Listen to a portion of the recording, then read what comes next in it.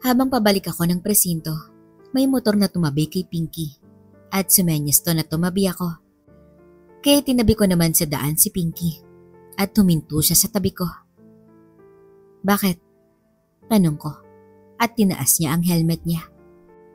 Kamusta ang mukha mo? Tanong niya sa akin. Loko, ikaw kamusta? Natatawang tanong ko sa kanya. Saan ka pupunta? Tanong niya sa akin. Babalik sa presinto. Bakit? Usap muna tayo.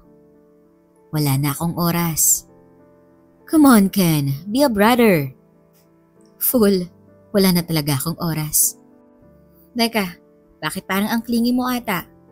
Tanong ko sa kanya. Masama bang makipag-usap sa kapatid mo? Tanong niya. Hindi naman, pero wala na akong oras. Kailangan ko lang bumalik ng presinto. Fine, meet na lang tayo after work mo. Sorry, pupunta ako ng office dahil may meeting kami mamaya. Fool, sige na nga.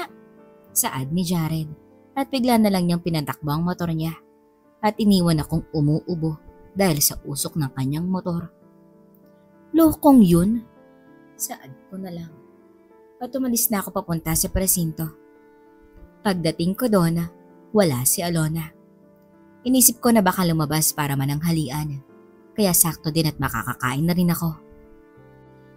Pagtapos kong ligpitin ang Tupperware ko at mahugasan, bumalik na si Alona. May dala tong supot at binato niya to sa akin.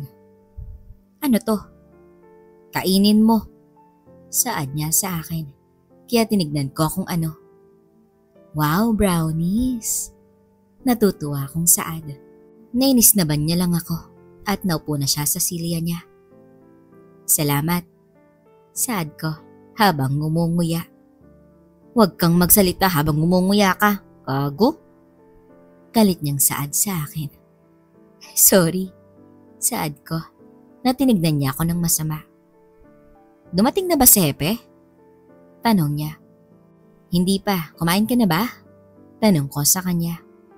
Malamang. Saad naman nito.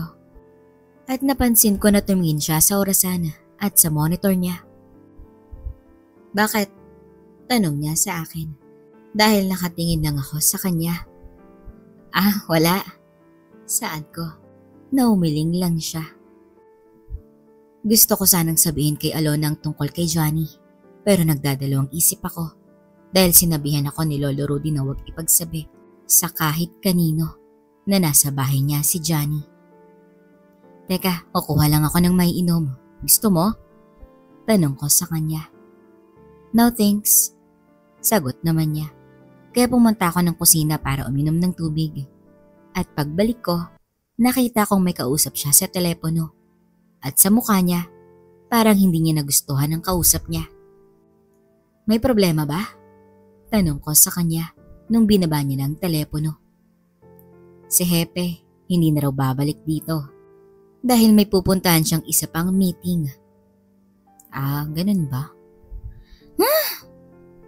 Ang tanging sagot niya sa akin. Muli na ako nagtatype ng report nang tumunog ang phone sa desk ko. Hello? Inspector, may bisita ka. Saad ang front desk officer. Bisita? Takang tanong ko sa kanya na napatingin sa akin si Alona. Oo, hinihintay ka niya ngayon dito sa front desk. Sige, pupunta na ako dyan. Sagot ko at binaba ko na yung telepono. Ano yun? Tanong ni Alona sa akin. May bisita raw ako at naglakad na ako papunta ng front desk. Napailing na lang ako kung sino. Sa labas tayo. Saad ko sa kanya. At sabay kaming lumabas ng presinto. Ano bang problema mo? Tanong ko kay Jared na nakangiti lang tong nakatingin sa akin. Wala lang. Gusto ko lang makipag-bonding sa'yo. Bonding? Are you crazy? Hindi dapat tayo magkita in public. Alam mo kung anong sitwasyon natin, hindi ba? Saad ko sa kanya. Who cares kung sino makakita sa atin? Alam kong namumukaan ka nila at kung makita nila tayong magkasama, magkakaroon tayo ng malaking problema. Paalala ko sa kanya. Come on bro, don't be like that. Ano bang problema mo? Tanong ko sa kanya. Nang umiti siya. Sorry Ken but I always wanted a brother, not a sister. Kaya nung nalaman ko ang tungkol sa'yo, natuwa ako. At hindi makapaghintay na makilala at makita ka. Kumpisal niya sa akin. Napatingin lang ako sa kanya at nakaramdam ng hiya. Look, I'm really sorry kung ganun ang approach ko sa'yo. Saad ko sa kanya. Don't worry, as your older brother, I will do anything for you, Kenneth. Saad niya sa akin na napangiti ako. Talaga? Lahat? Tanong ko sa kanya na sinuntok niya ako ng mahina sa braso. Not the kind of things na iniisip mo, kago. Saad niya na natawa na lang ako. May oras ka ba mamayang gabi? Tanong niya sa akin. Bakit? Tanong ko naman. May dala akong 2 six-pack at hindi ko mauubos yun mag-isa. Pasensya na bro, busy ako mamaya eh. Ganun ba? Okay lang, isave ko na lang yung beer para next time. Saad niya sa akin na nilagay ko ang isang kamay ko sa balikat niya. Nung una hindi ako sang-ayon na magkapatid tayo. Panimula ako. Pero nung magpalitan na tayo ng kamao, doon ko naramdaman ang nararamdaman mo. Patuloy ko. Same here, but to be honest, excited akong makilala ka dahil hindi lang pala akong nag-iisang lalaki sa pamilya natin. Saad niya sa akin na natuwa naman ako. Gusto ko na sanang sabihin kay Jared ang plano ko mamayang pagsama kay Johnny. Pero iniisip ko na baka maging komplikado lang ang lahat. At isa pa, baka pigilan lang din niya ako pag nalaman niya ang balak ko. Tomorrow, saad ko sa kanya. Alright, tomorrow. Sagot naman nito. Nagkamayan kaming dalawa at umalis na rin siya. Ken! Tawag niya. Yeah? Stay alive. Nagulat ako sa sinabi niya, pero umayos ako at tumango sa kanya. Pagbalik ko sa loob, napansin ko na wala na naman si Alona. Saan na naman yung nagpunta? Tanong ko sa sarili ko, pero nagkibit balikat na lang ako at muli nang umupo sa silya ko. Maya-maya ay tumunog ang phone ko. Hello? Inspector Reyes, can you please come to my office? Saad ng caller. Po? Come in my office, Inspector Reyes. Saad niya na nabosesan ko si Hepe. Right away, Chief. Sagot ko at agad ko nang binaba ang telepono. Pumunta na ako sa opisina niya. Napansin ko ang buong presinto na konti lang ang tao dahil sa mga oras na ito, nagpapatrolya ang mga kasamahan kong pulis. Wala ang sekretarya niya at bumalik na pala si Hepe. Saad ko sa aking sarili nung nasa harapan na ako ng pintuan ng office niya. Kumatak ako bago pumasok at pagbukas ko, nakita kong wala si Hepe sa desk niya. Chief? Tawag ko nung nasa buka na ako ng pinto. Nang biglang may humawak sa kamay ko na nagmula sa likod ng pinto at hinila ako papasok sa loob. Sa laking gulat ko, hindi ko namalaya na sumempla na ako sa desk ni Hepe. At paglingon ko, nakita ko si Alona na sinara nito ang pinto ng opisina. Tenyente? Gulat kong saad. Bakit? Tanong niya. Akala ko kasi si Hepe ang tumawag sa akin. Sinabi ko sa iyo kanina, di ba? Na hindi na siya makakabalik today dito sa presinto. Akala ko kasi nandito na siya kaya... Natahimik na lang ako nung lumapit siya sa akin at naglapat ang aming hubog. Tanyente. Sinampal niya ako ng mahina. Alona, pagtayo lang. Saad nito. Sabay halik niya sa labi ko. Ano to? Tanong ko sa kanya nung naghiwalay ang aming labi. Ano pang haba? Saad nito na napatingin ako sa paligid Baka kasi may CCTV o anong bagay na makakahuli sa amin dito. Don't worry, Inspector. We are safe here. Pilihan niyang saan. Sabay baba niya at lumuhod sa harapan ko. Alona, baka may makakita sa atin dito. Shh! Ayaw mo ba na suklian kita sa ginawa mo sa akin kanina? Tanong niya habang tinatanggal niyang nasa ibaba ko. Gusto, pero hindi dito. Gusto ko dito eh. Alona, natatakot talaga ako. Saad ko sa kanya. Na ngayon ay hindi niya na ako pinakikinggan dahil sinunggaban niya na ang ibaba ko. Napatingala na lang ako. At nang muli ko siyang tignan, nakita kong nakatingin siya sa akin habang busy sa ibaba ko. Napamura na lang ako sa nakita ko at napahawak sa desk ni Hepe. Kinakabahan at na-excite naman ang nararamdaman ko sa mga oras na yon. At lalo lang akong nag-iinit sa ginagawa niya. Ito pala ang sinasabi sa akin ni Jigs. Kinky. Saad niya. Na maka-elevate sa ibang level ang ma-experience mo. Napatali ako sa ginawa ni Alona. At ilang sandali pa ay naabot ko na rin ang sukdulan. At tinanggap to lahat ni Alona. Kita ko na napangiti si Alona sa akin. Wala man lang 5 minutes tapos ka na agad. Saad niya sa akin na nakaramdam tuloy ako ng hiya. Dahil kanina lumagpas na lang ang oras ni binigay niya sa akin. Hindi ko pa siya napaabot sa sukdulan. Pasensya na. Saad ko sa kanya. Naumiling lang si Alona. At pagkatapos niya mag-ayos ng sarili, mag-ayos ka dyan at mag-spray ka ng air freshener dahil baka maamoy na Hepe. Utos niya sa akin, sabay alis niya at labas ng opisina. Napangangan na lang ako sa pangyayari at tila hindi makapaniwala sa nangyari dito sa loob ng opisina ni Hepe.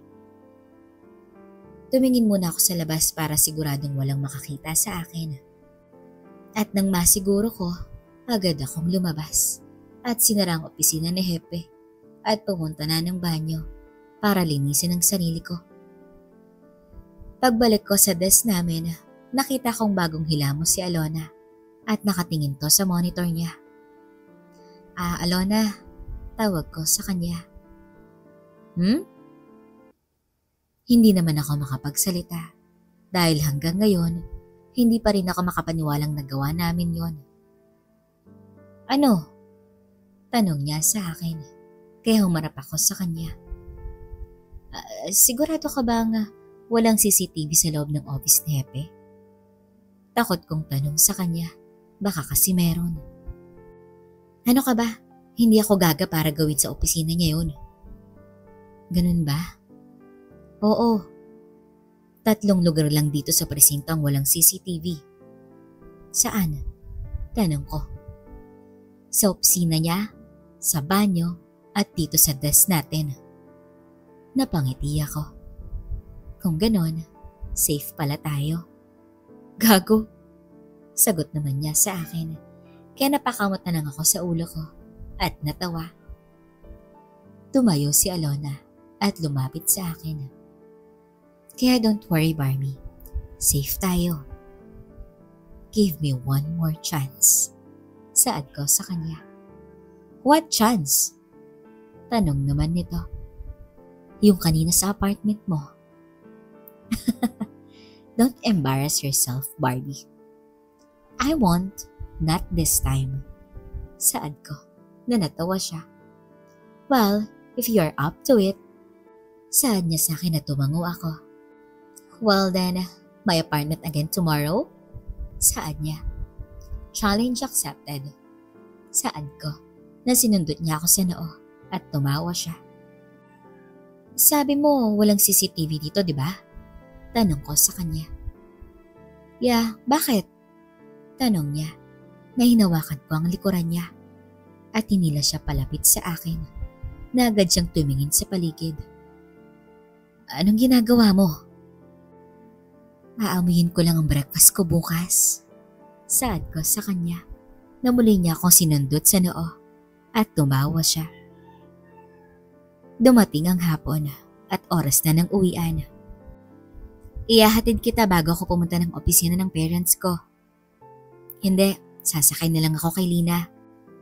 Si PO1 Relina Agas. On the way lang din naman kasi ang bahay nila sa apartment ko. Sigurado ka? Just go. Alam kong atad na atad ka nang makita ang Sofia mo. Saad nito. Na parang nakaramdam ako ng pagsiselos galing sa kanya. Wala na kami. Hindi na nga niya sinasagot ang tawag at mga text messages ko sa kanya. Umalis ka na. Sagot ni Alona sa akin. Kaya nginitian ko na lang siya. Tomorrow? Saad ko. Nangumiti din siya. Tomorrow. At umalis na ako. Good afternoon, Sir Ken. Bati sa akin ng security sa parking lot. Good afternoon din po. Bati ko rin sa kanya at pinasok ko na sa loob si Pinky. Umakyat ako diretso sa 7th floor kung saan ang conference room ni Mami. Kuya! Tawag sa akin ni Francine nung dumating na ako. Online na ba sila? Tanong ko sa kanya. Wala pa, in 30 minutes. Mabuti naman. Sagot ko. Natitig ang kapatid ko sa mukha ko. Kenneth? Oh God, what happened to your face? Tanong agad ni Tita Divina sa mukha ko. Nothing, Tita. Just a minor scrape. You are not going to face Mom and Dad with that face, Kuya. Sabi Francine sa akin. Don't worry, this thing is part of my job. Saad ko sa kanya na nakita ko ang concern sa mukha ni Tita Divina. Kenneth, how about you quit that job and work with us? Tita naman, natawa na lang ako sa sinabi niya. Don't tita naman me, Kenneth. If your mom were here, I'm sure dadagdagan pa niya yan. Dugtong ni Francine na natawa na lang si Tita Divina dahil kilala niya ang ugali ni Mami. Dim na lang natin konti ang ilaw sa conference room para hindi nila makita ang mga pasako. Saad ko sa kanila na pareho naman silang napailing sa sinabi ko. Nagsimula na mag-connect ang video namin kina Mami. Nakaupo sa harapan sina Tita Divina at si Francine habang nasa likuran naman ako ng kapatid ko. Mami! Saad agad ni Francine nung bumukas ang screen nila. Baby! Sis! Saad ni Mami na parang dumungaw pa siya. Oh, Kenneth! Saad ni Mami na kumaway ako sa kanya. How are you guys doing? Tanong niya sa amin. Things are going great here, sis. Saad ni Tita Divina. How about you guys? Where's Ken? Tanong ni Tita Divina. In the kitchen, making some tea. Sis, I have so many things to discuss with you. Saad ni Mami. What time kayo darating bukas? Tanong ni Tita Divina. Around 11 p.m. ang arrival namin. Sagot naman ni Mami. Mom, I miss you. Oh my baby, I miss you too. Saad naman ni Mami. I guess someone doesn't miss me. Mom, I miss you too. Saad ko naman. Ang tanging sinagot ni Mami sa akin. Babe, relax. Narinig namin ang boses ni Daddy. Umupo sa tabi si Daddy pagkatapos niyang iabot ang mug tea kay Mami. Hi guys! Bati ni Daddy sa amin. Daddy, I miss you! Me too, baby. Sagot naman ni Daddy. So Ken, how's everything? Tanong ni Tita Divina. It was great. The deals went smoothly but as expected, London doesn't have a good weather. What else is new? Saad ni Tita Divina. Hey baby, bati ni Daddy kay Francine. Hi Daddy. Francine, how's your diet? Tanong ni Mami sa kanya. Yes, Mom, yun agad. Have you two doing your exercise while we are gone? Tanong ni Mami sa amin. Yes, Mom. Sagot ko habang nasa likod lang ako ni Francine. Why are you sitting behind your sister, son? Tanong ni Daddy sa akin. I'm okay here, Dad. Don't worry. Kenneth, sit in front. Saad ni Mami na lumingon sa akin sina Tita Divina at ni Francine. Dad, Mami, saad ni Francine. What's wrong, Franz? Tanong ni Daddy. Si Kuya. Shut up! Saad ko kay Francine. Kenneth! Sumigaw si Mami. Nabigla ako napatuwid sa upuan ko. What is wrong with you telling your sister to shut up? Stand up and come in front. Utos ni Mami na nagdadalawang isip akong tumayo. Ken, your mom is calling you. Saad ni Daddy na napatingin ako kay Tita Divina at nabasa niya ang mga tingin ko na humihingi ako ng tulong sa kanya. Sis, regarding with the console credit group, ano nang status nun? Tanong ni Tita Divina sa kanya. Sabay lingon niya sa akin at kinindatan niya ako. Thank you. Mahina akong saad sa kanya na umiling lang si Francine. Pero nakita ko sa malaking screen ng conference room na nakatingin sa akin si Daddy at nakakahalata na siguro siya habang nagpapaliwanag si Mami tungkol sa tinanong ni Tita Divina sa kanya. Hold on, babe. Putol ni Daddy.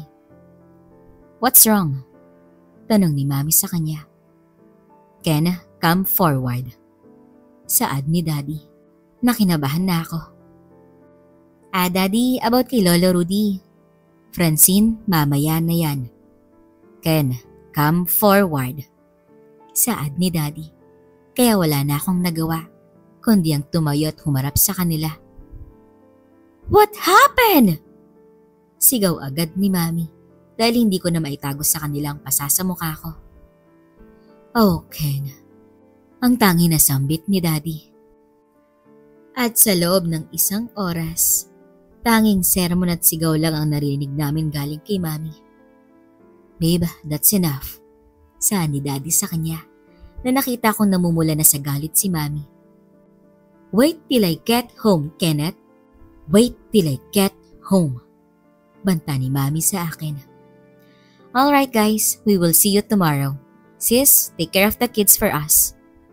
Saad ni Daddy. Will do, bro. Sagot naman ni Tita Divina. At hindi na pinagsalita ni Daddy pa si Mami. Dahil alam niyang puro galit na lang ang sasabihin niya. Kaya pinutol na nila ang conference call. Kuya kasi. Saad ni Francina. Naniyuko ko na lang ang ulo ko. It's okay, Ken. Saad ni Tita Divina sa akin. At niyakap niya ako. Thank you, Tita. Saad ko. Nabinatukan ako ng mahina ni Francina. Franz, don't do that to your older brother. It's alright, Tita. I deserve it. No, there has to be a respect between you two. Especially na magkapatid kayong dalawa. Sorry, Tita. Saad ni Francina. Ay, bakit ka pa kasi nagpupulis, Kenneth? Tanong ni Tita sa akin. Sorry po. Ang tanging naisagot ko sa kanya. Tapos na yun. You are wearing that uniform already. Ay, next time please be careful. Saad niya sa akin. I will, Tita. Kami na lang natira sa office. Kaya nung nasa elevator na kami, sabay ka na sa akin, Francina. Saad ko sa kapatid ko. Actually, Kuya, may lakad kami ni Tita Divina. At sa mansion ako matutulog ngayon. Ganun ba? Oo, sorry hindi ko pala nasabi sa'yo, Ken. Saad ni Tita Divina. Okay lang yun, Tita. Nagpaalam ka na ba kina Lolo at Lola, Franz? Yeah, nagpaalam ako bago ako umalis kaninang umaga. Unlike some people na hindi man lang nagpapaalam sa kapatid niya. Please don't be like Mommy. Saad ko, na sinungitan niya ako bigla. Kaya natawa na lang si Tita Divina sa amin. Sumakay na ako kay Pinky pagkatapos ko magpaalam sa kanilang dalawa. At nung palabas na ako ng parking lot, nakita ko si Jared sa kabilang kalye at naghihintay sa akin. Napabuntong hininga na lamang ako at lumabas na ng parking lot. Sinundan niya ako ng ilang kanto at doon ko na hininto si Pinky nung malayo-layo na kami sa gusali namin. Bakit? Tanong ko sa kanya. Come on, hang out with me. Yaya niya. Hindi nga pwede kasi busy ako. Tapos na ang meeting niyo kay Ken, di ba? Tanong niya na tinignan ko lang siya. Fine, you don't know what you're missing. Saad niya. At tumiling lang ako, kaya umalis na lang siya. Pagdating ko sa bahay, nakita ko naglalakad-lakad na sa sala si Johnny. At pansin ko rin na wala na yung bandahe sa ulo niya. Okay ka na? Tanong ko sa kanya. Natango lang ang sinagot niya sa akin.